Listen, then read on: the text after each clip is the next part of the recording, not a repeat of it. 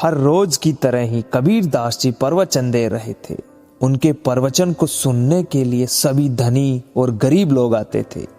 प्रवचन खत्म हो गए, सभी लोग जाने लगे, लेकिन एक व्यक्ति वहीं बैठा था। कबीर दास जी ने उससे पूछा, कोई समस्या है तो बताओ। उसने कहा, गुरुजी, मेरा गृहस्थ जीवन ठीक नहीं चल रहा। आए दिन किसी न किसी के साथ मेरा झगड़ा होता है, मुझे इसका उपाय बताओ। कबीर थोड़ी देर चुप रहे, फिर उन्होंने अपनी पत्नी से कहा, लालटेन जला कर लाओ। कबीर दास जी की पत्नी लालटेन जला कर ले आई। उस आदमी को आश्चर्य हुआ।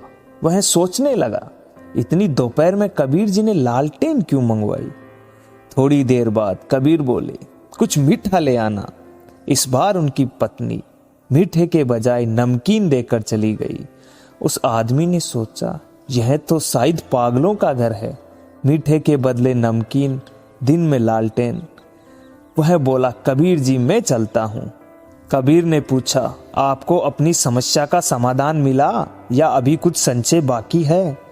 वह व्यक्ति बोला, मेरी समझ में कुछ नहीं आया। कबीर ने कहा, जैसे मैंने लालटेन मंगवाई तो मेरी पत्नी कह सकती थी कि तुम क्या सटिया गए हो जो इतनी दोपहर में लालटेन मंगवा रहे हो, लेकिन नहीं, उसने सोचा कि किसी काम के लिए लालटेन मंगवाई होगी। मीठा मंगवाया तो नमकीन देकर चली गई।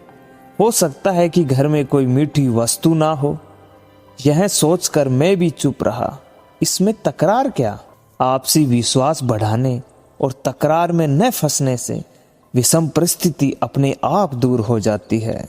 उस आदमी को हैरानी हुई। वह समझ गया कि कबीर जी ने यह सब उसे बताने के लिए किया है। कबीर दास जी ने कहा, गृहस्थी में आपसी विश्वास से ही तालमेल बनता है। आदमी से गलती हो तो औरत संभाल ले, और औरत से कोई गलती हो जाए तो पति को उसे नजरअंदाज कर देना चाहिए। यही गृहस्थी जीवन का मूल मंत्र है।